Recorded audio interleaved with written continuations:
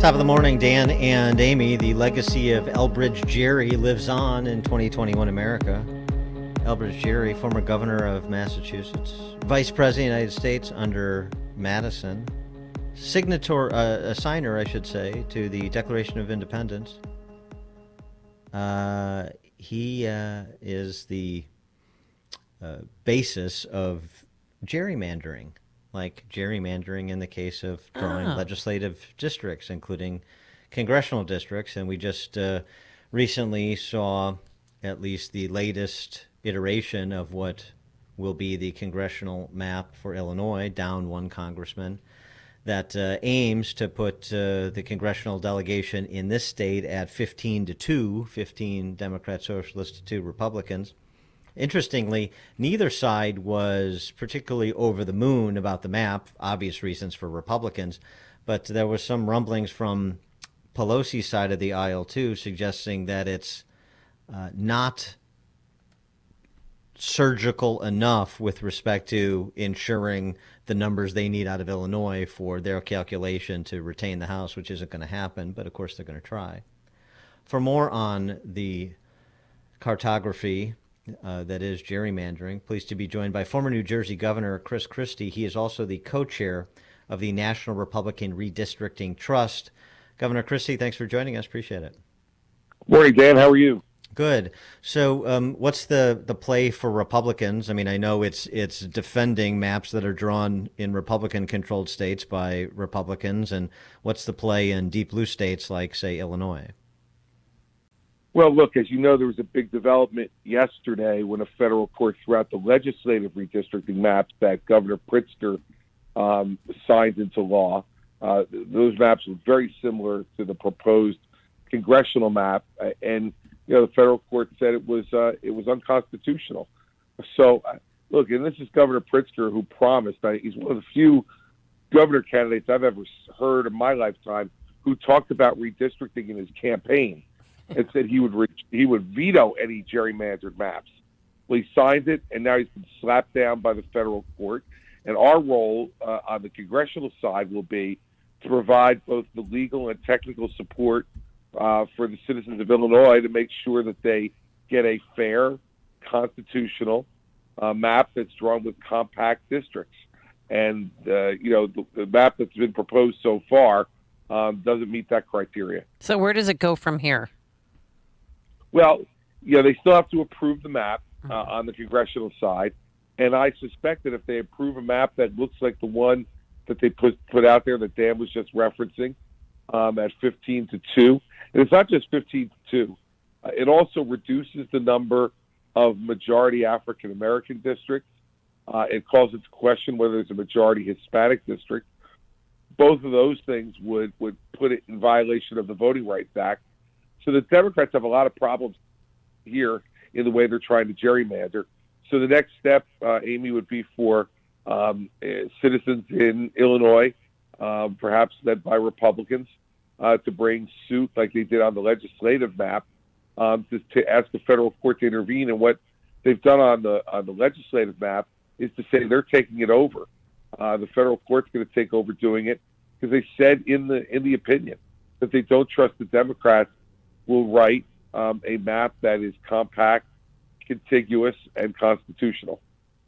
And, of course, this is important even with the prospect of Republicans regaining control of Congress in 2022 in the midterms because, these maps are in force for a decade. And so you have to be forward-looking, look beyond just the next election cycle when it comes to this map drawing. Absolutely, Dan.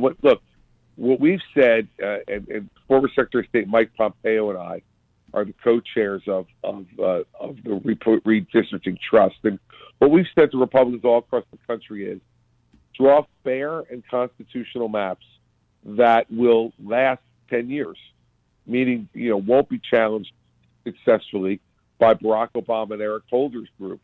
And they're our counterparts running the Democratic side. And so if Republicans follow that advice, there is no question in my mind that we will come back in January of 23 with a very healthy Republican majority in the House, based not upon redistricting, but based upon the actions of the Biden-Harris administration and Nancy Pelosi as their servant in the House of Representatives. And one thing that needs to be made clear, too, is, again, this is largely a state matter. Obviously, there is federal strictures that must be abided, but this is largely a state matter because this is really part of the conversation about the Democrats' efforts to federalize everything related to elections. Absolutely right. Look, the Constitution makes it very clear that this redistricting is to be run by the states. And so we don't want the federal government to be involved in this in any way. But if the states draw a map that violates the United States Constitution, which the courts found the legislative map did yesterday, and which I think they would find this congressional map too as well, well, then we have no choice but to resort to the federal courts to be able to make sure that the people of Illinois are protected. And what's your message to Republican colleagues about this? Look, right now there's a 5-seat majority in the House for the Democrats. Over the course of the last decade, the Barack Obama and Eric Holder group has sued in Pennsylvania, North Carolina, and Florida, and they picked up 8 seats that way. So their majority is owed to the lawsuits that they brought over the course of the last decade. So what we've said to Republicans is know that they're going to sue you no matter what. That's what they're going to do.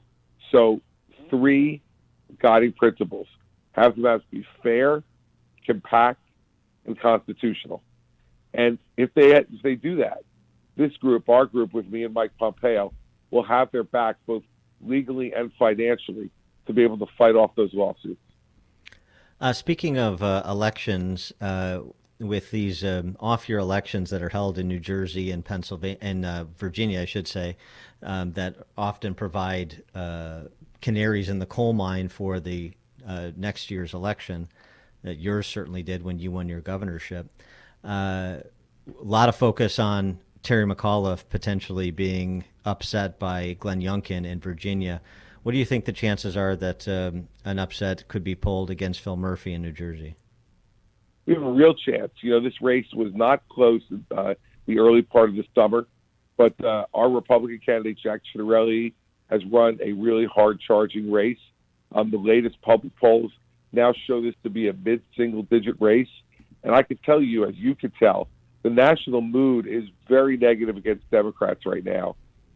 President Biden's national approval rating is in the low 40s. And it's affecting him even in a blue state like New Jersey, where his latest numbers are below 50. And so I really think that Jack has a real chance to be able to upset Phil Murphy. It's not going to be easy. It's never easy, as you guys all know in Illinois. But heck, I was the chairman of the Republican Governors Association when we came out there in 2014 and helped Bruce Rauner get elected governor in Illinois. We also helped Larry Hogan get elected in Maryland, Charlie Baker in Massachusetts while I was chairman. I know how to win, Republican races in blue states. And so I'm helping Jack Ciattarelli, and I hope that he's going to be able to bring it over the finish line. It will be a very close race, and I'm hoping it'll go our way. I think the same thing in Virginia. Virginia's going to be very close. Terry McAuliffe is a tough candidate, and he's desperate right now because he's afraid through, telling the truth at his debate by saying he didn't think parents should be involved in their kids' education and what's taught to them. He's now being, rightfully held to account by the voters of Virginia.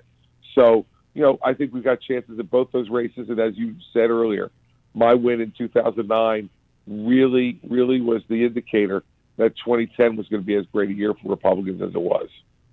He is Chris Christie, co-chair of the National Republican Redistricting Trust and, of course, former governor of New Jersey. Governor Christie, thanks for joining us. Appreciate it. Dan and Amy, thanks for having me. Really appreciate it. Thank you. And he joined us on our turnkey.pro answer line. There's only one radio show in Chicago talking about today's biggest stories and telling you what they really mean. That show is this one, Chicago's Morning Answer on AM 560, The Answer. Balance of Nature's fruits and vegetables in a capsule, changing the world one life at a time. I'm 85 years old, and I really wanted to get something to help supplement my diet because I have lost quite a bit of weight and don't eat properly sometimes. So I ordered Balance of Nature, and I love it. And